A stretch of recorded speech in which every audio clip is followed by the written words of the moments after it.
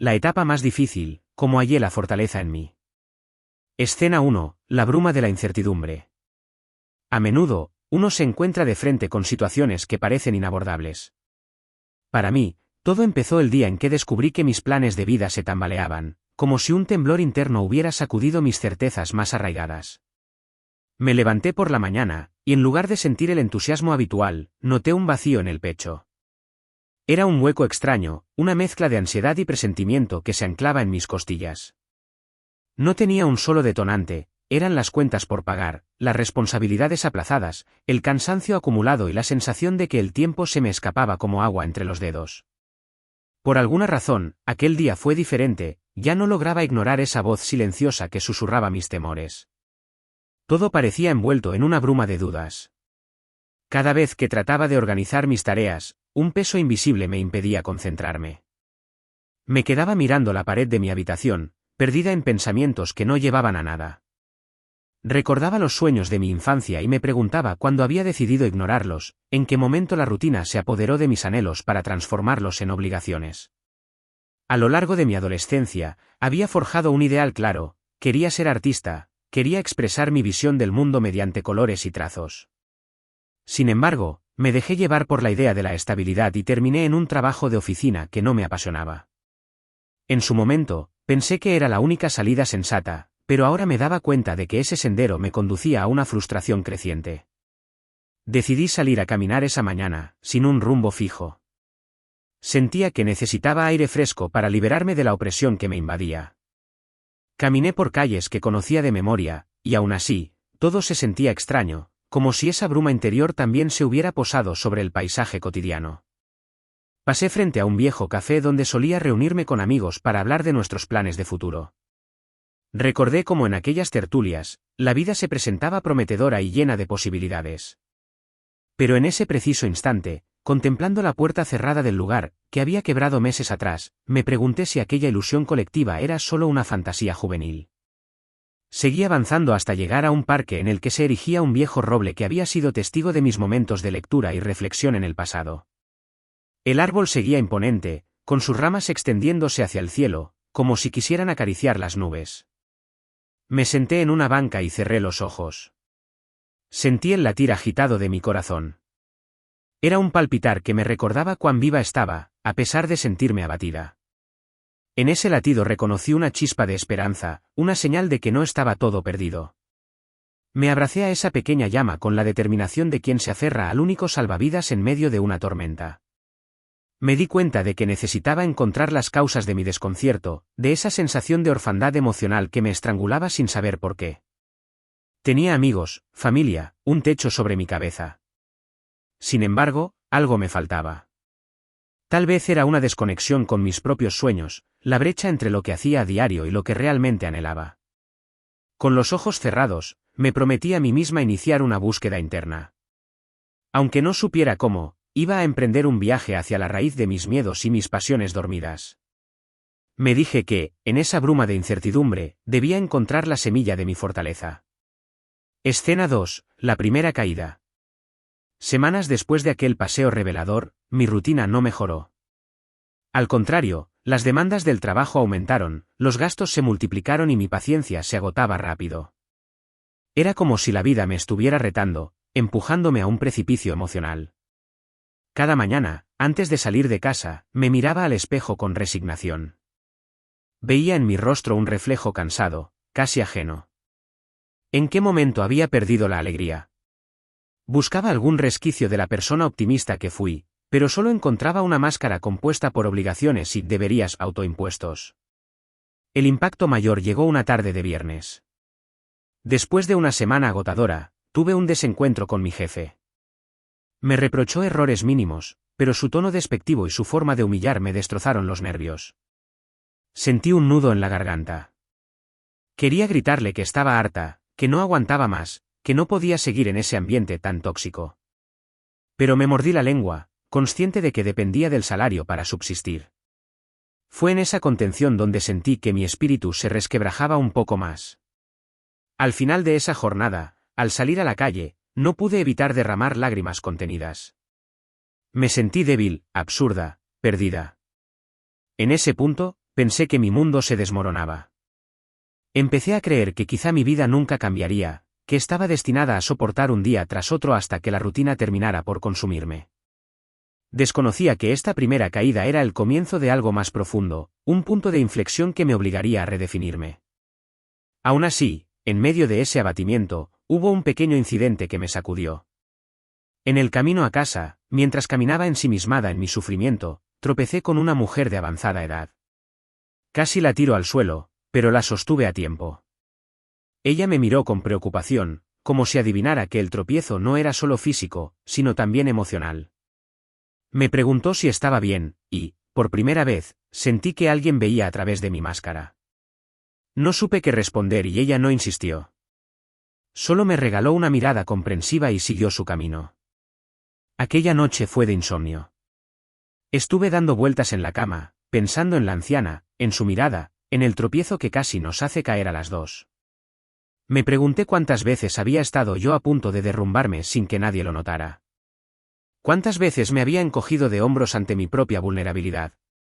El cansancio me venció cerca del amanecer, pero antes de conciliar el sueño, tomé una decisión: dejar de evadirme. Me prometí a mí misma que buscaría ayuda, que no me permitiría seguir alimentando esa cadena de autodestrucción. Fue una decisión pequeña, casi imperceptible, pero supuso el inicio de un cambio radical en mi vida. Escena 3. Encuentro con la fragilidad. El primer paso para salir del hoyo fue admitir mi fragilidad. Me costó muchísimo pronunciar en voz alta que me sentía débil, que la ansiedad me devoraba. Empecé a buscar información en Internet sobre terapia psicológica y recomendaciones de profesionales. Aunque me daba pena contarle a alguien mis problemas, intuía que necesitaba ser escuchada y orientada por alguien con experiencia. Tras varios días de dudas, hice una llamada que cambiaría el rumbo de mi historia. Concerté una cita con una terapeuta que tenía buenas referencias y con el corazón palpitando, acudí a mi primera sesión. La sala de espera de aquel centro de terapias estaba decorada con pinturas abstractas y macetas llenas de plantas. El ambiente, en teoría, debía inspirar calma, pero yo sentía todo menos serenidad. Mi respiración era agitada, mis manos estaban heladas. Cuando la puerta se abrió y escuché mi nombre, me levanté con un nudo en el estómago. Sin embargo, la primera impresión de la terapeuta me dio algo de tranquilidad, su voz era suave y su mirada transmitía una mezcla de empatía y profesionalismo. Me invitó a sentarme en un sillón cómodo y me preguntó cómo me sentía ese día. No supe si reírme o llorar ante lo irónico de la pregunta. Empecé a hablar, sin mucho orden, dejando escapar parte de la presión acumulada en mi pecho.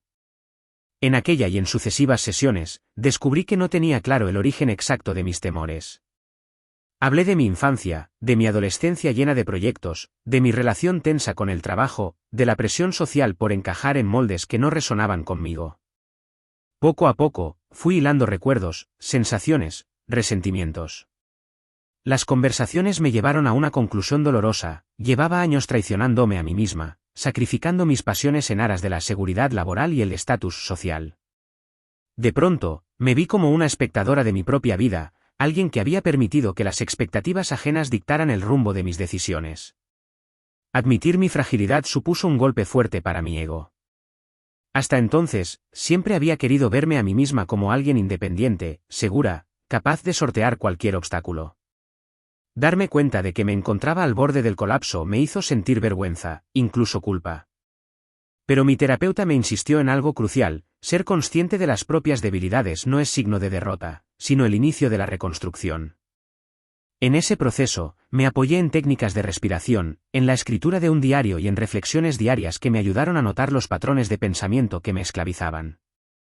Fue un encuentro intenso con mi propia humanidad, un reconocimiento de que, para encontrar fortaleza, necesitaba primero sumergirme en mis partes más vulnerables. Escena 4. Retornar a las raíces. En paralelo a mi terapia, decidí reavivar un hábito que llevaba tiempo abandonado: la pintura. Cuando era adolescente, me podía pasar horas frente a un lienzo o con mi cuaderno de bocetos, dejándome llevar por la creatividad. Sin embargo, en algún momento, dejé de pintar. Tal vez me convencí de que no tenía futuro en ese ámbito, o sencillamente me ahogué en la rutina. Pero ahora, decidí rescatar mis pinceles y mis óleos del rincón polvoriento en el que habían quedado relegados. La primera noche que volví a usarlos fue como reencontrarme con una versión pasada de mí. El olor del óleo, la textura de la pintura en mis manos, el sonido del pincel al rozar el lienzo. Todo me transportó a un tiempo en que podía imaginar mundos llenos de color. Al principio, me sentía un poco torpe. Parecía haber olvidado algunas técnicas que antes dominaba. Pero no me importó. Pintar se convirtió en mi refugio, me bastaba con mezclar tonos y dejar que el pincel bailara sobre la superficie para sentir cierto alivio. Fue un espacio de libertad, un lapso de tiempo en el que mis problemas desaparecían. Aquella actividad, que solía considerar un pasatiempo, se transformó en una especie de terapia adicional. En cada pincelada, descargaba tensiones, frustraciones y anhelos. Volví a sentir el cosquilleo de la inspiración, la magia de crear algo desde el interior y verlo tomar forma frente a mis ojos. Este reencuentro con la pintura no solo me devolvió momentos de calma, sino que me recordó quién era yo en esencia, una persona sensible, apasionada por el arte y capaz de convertir las emociones en colores y formas. Empecé a exhibir mis pinturas en redes sociales, sin esperar nada a cambio. Solo quería compartir parte de mi renacimiento con aquellos que pudieran sentirse identificados. Sorprendentemente, algunos amigos y conocidos me animaron a seguir creando, y de pronto tuve la sensación de estar construyendo un puente entre mi pasado y mi presente. Sentía que cada pincelada apuntalaba los cimientos de mi autoestima, que había estado tan fracturada. Aunque no lo entendía del todo, intuía que pintar era un camino de regreso a mis raíces, a esa chispa que me definía antes de que el mundo me dijera quién debía ser. Escena 5. Tensiones y enfrentamientos. A medida que avanzaba en mi proceso de sanación, la vida real seguía su curso implacable.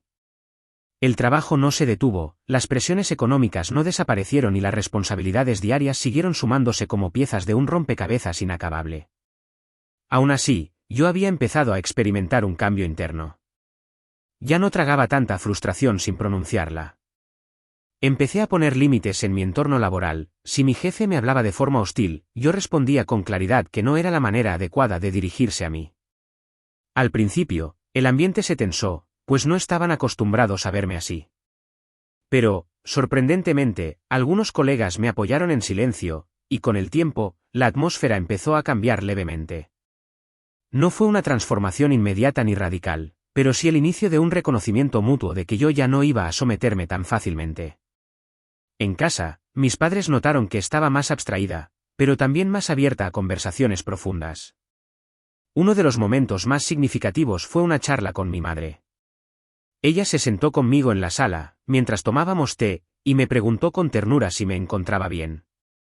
Sin rodeos, le conté parte de lo que sentía, de cómo me sentía atrapada en un trabajo que no me llenaba y de mi necesidad de pintar. Esperaba una reacción de incomodidad, porque históricamente siempre me había animado a buscar estabilidad económica por encima de mis sueños artísticos. Sin embargo, aquella noche, su respuesta me conmovió: hija, yo solo quiero verte feliz. Si pintar te devuelve la sonrisa, no dejes de hacerlo. Ya encontraremos la forma de sostenernos. Esa comprensión maternal me alivió el pecho. Sentí que, por primera vez en mucho tiempo, no estaba sola en mi decisión de cambiar. Aún así, había quien criticaba mi nuevo enfoque. Algunos amigos me dijeron que era muy arriesgado desviarme de mi carrera laboral. Otros consideraban que la terapia era cosa de débiles. Fue doloroso, pero aprendí que no todos entenderían mi proceso y que no necesitaba su aprobación para continuar. En la adversidad, comencé a percibir con mayor claridad quienes estaban dispuestos a acompañarme en la búsqueda de mi salud mental y mi realización personal. Aunque hubo desencuentros y tensiones, cada conflicto me dio la oportunidad de afianzar mi convicción de que debía priorizar mi bienestar, aunque eso incomodara a quienes esperaban que siguiera en mi papel sumiso de siempre. Escena 6. La herramienta del autocuidado. Con la terapia y la pintura como pilares fundamentales, empecé a incorporar pequeñas acciones de autocuidado en mi día a día. Dejé de creer que cuidarme era un lujo o un acto egoísta. Empecé a entender que no podía seguir avanzando sin dedicarme tiempo a mí misma, sin escuchar las necesidades de mi cuerpo y mi mente. Me propuse hacer caminatas al aire libre los fines de semana y practicar meditación al menos unos minutos al día. Descargué aplicaciones de meditación guiada que me ayudaron a manejar la ansiedad, y cada noche, antes de dormir, anotaba en un cuaderno 3 cosas por las que me sentía agradecida. Al principio, se me hacía difícil encontrar motivos de gratitud, pero luego empecé a percatarme de la belleza en gestos mínimos, una llamada de un amigo, la caricia de mi gato, un cielo pintado de tonos rosados al atardecer. Estas prácticas, aunque parecieran pequeñas, fueron la base de mi reconstrucción. Me di cuenta de que la fortaleza no venía de ignorar mis emociones, sino de aprender a gestionarlas. Empecé a distinguir las señales de mi cuerpo cuando me acercaba a la fatiga, la angustia o la irritación. Gracias a la respiración consciente, encontraba momentos de calma incluso en medio del estrés laboral. Descubrí que tener un espacio de silencio cada día me permitía procesar las experiencias, entender mis reacciones y responder de manera más ecuánime a las situaciones difíciles. No fue fácil, porque implicaba enfrentar mis propias resistencias internas. A menudo sentía que no tenía tiempo para meditar o que debía aprovechar cada segundo para ser productiva. Pero me di cuenta de que esa visión mecánica de la productividad me había conducido a un callejón sin salida. Aprender a parar, a nutrirme con pausas, me hizo más eficiente cuando realmente tenía que actuar. Además, gané claridad mental y una actitud más compasiva hacia mí misma. Fue un proceso que me enseñó a revalorizar el placer de un baño caliente, la tranquilidad de un buen libro o la serenidad de contemplar el atardecer sin prisa. Sí, tenía cientos de obligaciones, pero ninguna era más urgente que mi propia salud mental. Escena 7. Descubrir los patrones del pasado. A medida que mi terapia avanzaba, comencé a descubrir patrones anclados en mi historia familiar y en mis primeros años de vida. Reconocí que, desde niña, me había habituado a reprimir mis emociones para no incomodar a los demás. Mis padres, aunque amorosos, solían estar ocupados con sus propias preocupaciones, y yo aprendí a no molestar, a ser buena y no causar problemas. Con el tiempo, convertí esa actitud en un miedo a la confrontación y en un deseo exacerbado de agradar a los demás. Entender estos orígenes me ayudó a ver que mi ansiedad adulta no surgía de la nada, sino que era la herencia de una forma de relacionarme con el mundo basada en la autocensura y el temor al rechazo. A lo largo de las sesiones, recordé experiencias dolorosas que me habían marcado sin darme cuenta. Como aquella vez, en la escuela, cuando un profesor despreció un dibujo mío delante de toda la clase, calificándolo de poco realista. Eso me hizo pensar que mi creatividad no tenía valor, que si no me ajustaba a las reglas establecidas, sería ridiculizada. Por supuesto, cuando crecí, decidí enterrar mi pasión por el arte, en un intento de evitar futuras humillaciones. Sin embargo, los deseos reprimidos y la creatividad clausurada no desaparecen. Se transforman en ansiedad, en insatisfacción crónica, en un run run que nos recuerda que algo dentro de nosotros está durmiendo, aguardando despertar. Al mismo tiempo, surgieron recuerdos agradables, tardes en las que mi madre me enseñaba canciones, o noches en que mi padre me leía cuentos. Eran momentos sencillos, pero llenos de calor humano. Comprendí que no todo en mi pasado era dolor, y que mi familia, con sus limitaciones, había hecho lo mejor que pudo. Este reconocimiento me llevó a un punto crucial: para sanarme, debía dejar de lado culpas y resentimientos, y abrazar tanto lo bueno como lo malo de mi historia. Entender que cada vivencia, incluso las más duras, habían formado parte de mi evolución. No se trataba de idealizar mi pasado, sino de integrarlo para poder avanzar. Escena 8. La resignificación del presente. Una vez que empecé a entender los patrones del pasado, mi presente cobró un nuevo sentido. Ya no miraba el trabajo como una condena ineludible, sino como una etapa transitoria en la cual seguía aprendiendo habilidades, no solo profesionales, sino también personales, como poner límites, cómo resistir la negatividad, cómo defender mi espacio. Decidí no precipitarme en renunciar, pero empecé a planificar opciones que me permitieran en el futuro dedicarme a algo más alineado con mi pasión artística. Busqué cursos en línea, investigué programas que combinaran arte y emprendimiento. Se abrió ante mí un universo de posibilidades que antes no me atrevía a mirar, cegada por el pesimismo. En casa, la dinámica también cambió. Aprendí a pedir ayuda en lugar de cargar con todas las tareas. Delegué responsabilidades en mis compañeros de piso, siendo que yo compartía un departamento, y empecé a poner límites más claros sobre mi tiempo y mi espacio. Tuve que superar la culpa de sentirme egoísta por reservar horas para mi pintura o mi meditación. Sin embargo, en lugar de perder la conexión con la gente, noté que mis relaciones mejoraban. Cuando estaba presente, lo estaba de verdad, sin resentimientos por sentirme explotada o descuidada. Aquel reequilibrio benefició a todos. Conforme pasaban las semanas, me di cuenta de que estaba construyendo una vida más consciente. Ya no me sentía a merced de los acontecimientos. Empecé a elegir, dentro de lo que era posible, cómo reaccionar a los estímulos del día a día. No era un camino lineal, había días en que caía en viejos hábitos de autoexigencia y terminaba exhausta. Pero esos días cada vez eran menos frecuentes. Además, ahora contaba con herramientas para gestionarlos mejor: respiración profunda, pausas activas, llamadas a amigos de confianza o reflexiones escritas en mi diario. Esa resignificación del presente me hizo sentir más dueña de mí, más conectada con la persona que, en el fondo, siempre había estado ahí. Escena 9. El despertar de la autoestima. Quizás uno de los regalos más hermosos de este proceso fue el despertar de mi autoestima. Comencé a experimentar un autoconcepto más positivo y a valorar mis logros, incluso los más pequeños. Entendí que la fortaleza no es la ausencia de miedos, sino la decisión de enfrentarlos. Cada vez que pintaba un lienzo y lo compartía, sentía el vértigo de exponer algo íntimo. Pero, a la vez, notaba que mi corazón latía con emoción y orgullo al expresarme.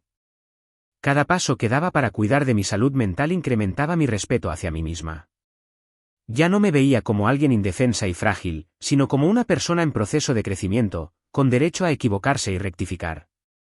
Con este nuevo sentido de amor propio, aprendí también a filtrar mejor mis relaciones. Empecé a rodearme de personas que respetaban mi proceso, que me impulsaban a seguir adelante y que celebraban mis pequeños avances.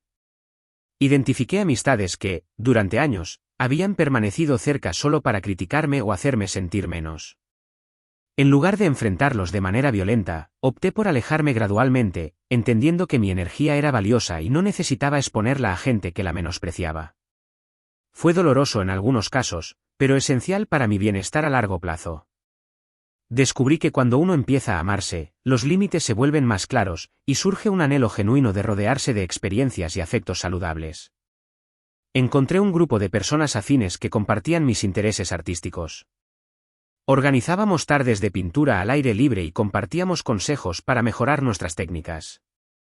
En esos encuentros, me sentía plena, rodeada de creatividad y de un ambiente que fomentaba la expresión.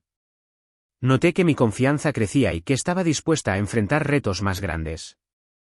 Empezaba a ver un futuro con colores vivos, donde antes solo había nubarrones grises. Escena 10. Las primeras pruebas del cambio. Poco después de percibir esa alza en mi autoestima, la vida me puso a prueba de nuevo. Surgió un recorte de personal en mi trabajo, y me encontré entre las posibles candidatas a ser despedida. Antes, aquella posibilidad me habría sumido en el pánico absoluto, por temor a la inestabilidad económica. Esta vez, aunque sentí la angustia inicial, logré mantener la cabeza fría. Me recordé a mí misma que había estado preparándome para nuevos horizontes, que mi identidad no dependía de un solo empleo. Incluso consideré la posibilidad de que un despido podría ser la oportunidad que necesitaba para lanzarme de lleno a mis proyectos creativos. Para mi sorpresa, al final la empresa prescindió de otras personas y no de mí. Sin embargo, esta amenaza me llevó a reflexionar sobre la fugacidad de la seguridad laboral. Comprendí que no había tiempo que perder.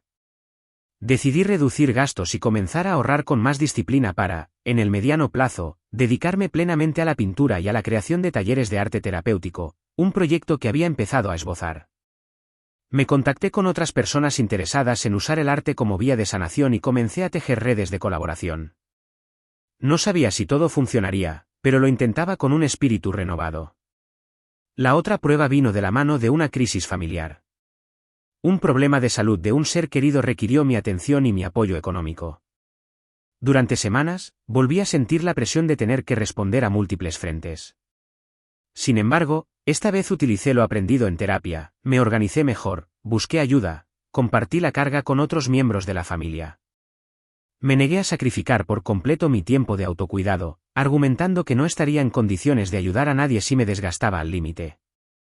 Fue un momento duro, pero también un recordatorio de mi capacidad para adaptarme sin abandonar mis logros personales. Entendí que la vida nos pone desafíos continuamente, y la clave está en encontrar un equilibrio que respete nuestra salud física, emocional y mental. Escena 11. El valor de contar mi historia. En medio de estos altibajos, surgió algo que no esperaba, la oportunidad de contar mi historia. Una amiga, sabiendo lo que estaba viviendo, me invitó a participar en una charla motivacional organizada por un grupo comunitario de jóvenes que buscaban ejemplos de superación. Al principio, me reí un poco. Pensé, ¿qué puedo aportar yo, si todavía estoy luchando con mis propias dudas? Pero ella insistió en que mi testimonio podría inspirar a otros. Nerviosa, acepté el reto. El día de la charla, me temblaban las manos mientras sostenía el micrófono. Miré a las personas que asistían, algunas más jóvenes que yo, otras mayores. Me pregunté si realmente les interesaría escucharme. Decidí ser honesta, les hablé de mis episodios de ansiedad, de cómo la terapia me ayudó a desenterrar patrones del pasado, de mis pasos hacia el autocuidado y de mi anhelo de vivir del arte. Esperaba que me miraran con lástima o escepticismo, pero la reacción fue muy distinta. Muchos asintieron con la cabeza, otros sonrieron con complicidad, y al final de la charla, varias personas se acercaron para agradecerme o compartir sus propias vivencias. Comprendí entonces el poder de la vulnerabilidad compartida. Al exponer mis heridas y mi proceso de sanación, generé un espacio donde otros se sintieron legitimados para reconocer los suyos. Fue una experiencia que me llenó de gratitud y determinación. A raíz de esa charla, me invitaron a otras reuniones similares. No me convertí en una oradora profesional, pero sí en alguien que podía ofrecer un rayo de esperanza a quienes veían sus sueños sepultados por las obligaciones diarias. Me gustó pensar que cada palabra mía podía allanar el camino para alguien más, tal como otros testimonios habían hecho conmigo. Entre cada experiencia, corroboré que la solidaridad y el apoyo mutuo son fundamentales para salir de la oscuridad. Aquel deseo de ayudar a otros a través del arte y la palabra creció en mi interior, dibujando un sendero que me llenaba de entusiasmo. Escena 12, la decisión de un nuevo horizonte. Finalmente, llegó un punto en que me sentí lista para dar un salto más arriesgado. Tras un tiempo de ahorro y con una carpeta de proyectos creativos, decidí presentar mi renuncia. Fue un acto lleno de tensión, pues implicaba soltar la seguridad de un sueldo fijo para lanzarme a la incertidumbre. Mi jefe, sorprendido, intentó retenerme con una oferta de aumento salarial, pero esa vez no dudé. Le agradecí, pero le expliqué que necesitaba seguir mi camino. Salí de su oficina con una mezcla de vértigo y liberación. El primer paso ya estaba dado. En las siguientes semanas, abrí un taller artístico en un espacio compartido con otros creadores independientes. No pretendía vivir del arte de la noche a la mañana, pero sí quería, al menos, generar ingresos suficientes para sostenerme mientras desarrollaba talleres y exposiciones. Empecé a promoverme en redes sociales, a colaborar con organizaciones de salud mental que buscaban implementar actividades artísticas para sus pacientes y a vender mis primeras obras a conocidos y a gente que valoraba mi estilo. Fue emocionante y aterrador, pero cada día sentía que daba un paso más hacia mi verdadera vocación. La fortaleza que crecía en mí no era una coraza impenetrable, sino la confianza de saber que, ante cada obstáculo, tenía la capacidad de reinventarme. Seguía yendo a terapia con una frecuencia menor, y mi terapeuta me felicitaba por los cambios tangibles que veía en mi vida. En ocasiones, me sorprendía de mí misma, de dónde provenía esta determinación. Recordaba los días en que me hundía en un llanto silencioso después del trabajo, sin esperanza aparente. Sin embargo, ahora me daba cuenta de que esa persona frágil seguía viva en mí, pero había aprendido a sostenerla, a abrazarla, a recordarle que no estaba sola. De eso se trataba mi fortaleza, de hacer las paces con mi vulnerabilidad y caminar de su mano hacia lo desconocido. Escena 13, los nuevos retos de la libertad. Ser independiente, emprender un proyecto propio, resultó mucho más desafiante de lo que pensé. Los primeros meses fueron de dificultades financieras. Tuve que recortar gastos, buscar apoyos y trabajar en proyectos paralelos para costear mi taller. Había días en que me sentía tentada a renunciar a todo y buscar un empleo estable. Pero algo en mi interior me decía que persistiera. Tenía claro que ningún camino es lineal y que cada día de adversidad era, a la vez, una lección. Surgieron también dudas creativas, a veces me quedaba bloqueada ante el lienzo, insegura de mis ideas.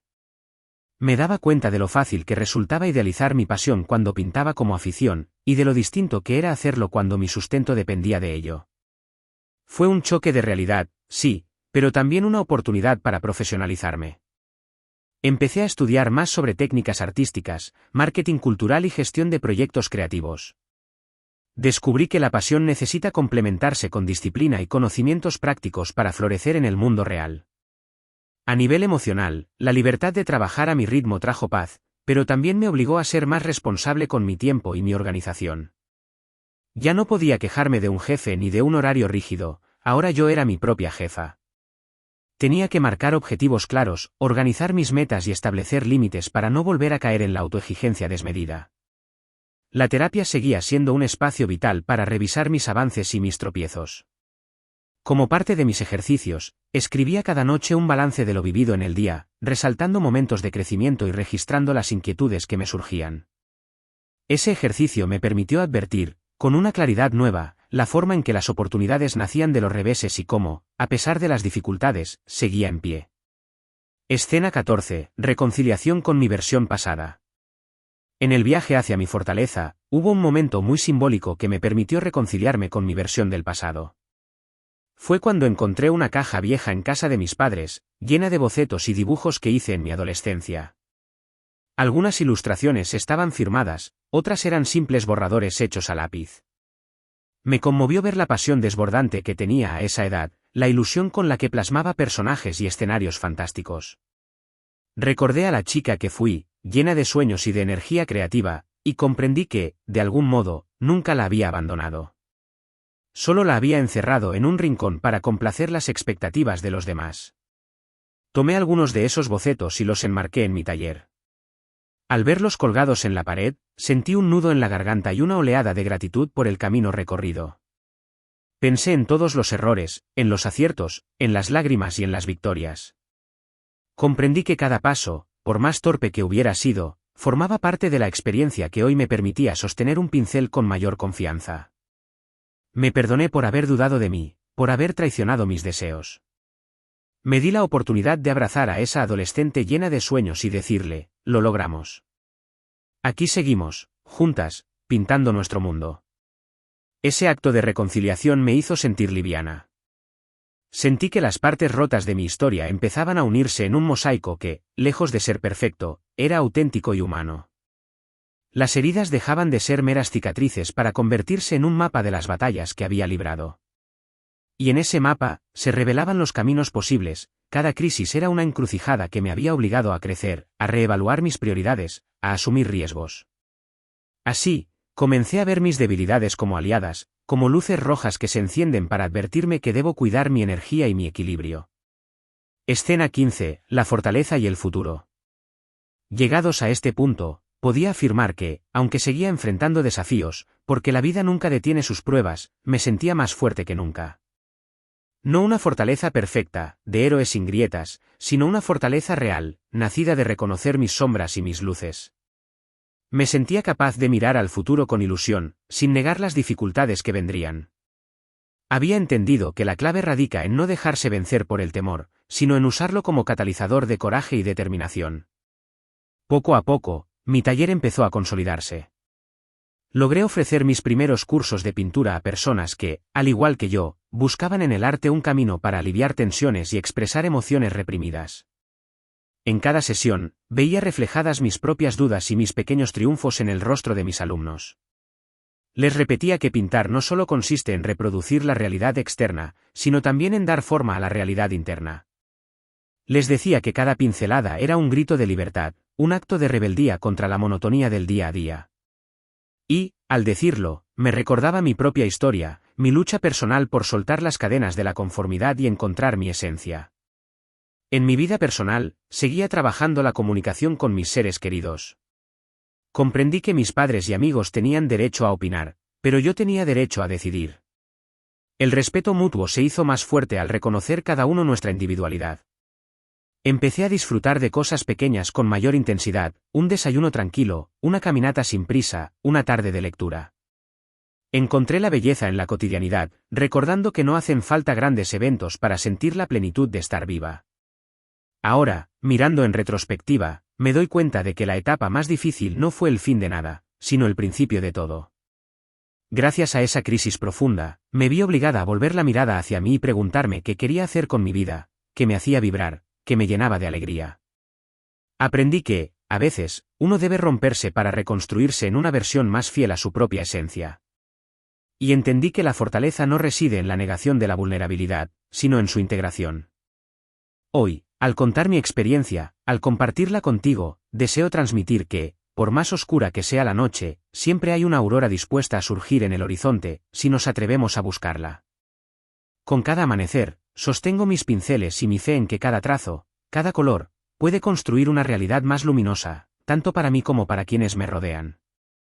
Así, la etapa más difícil se convirtió en el cimiento de mi resiliencia, en la puerta que me condujo a un descubrimiento esencial: la fortaleza se halla en uno mismo, esperando el momento indicado para florecer. Y, una vez que florece, ilumina las sombras y abre caminos que antes parecían imposibles. Este es, al final, el mayor regalo que me dejó ese periodo sombrío de mi vida, la certeza de que en mi interior reside la capacidad de transformarme, de empezar de nuevo, de seguir adelante con la cabeza en alto y el corazón lleno de esperanza.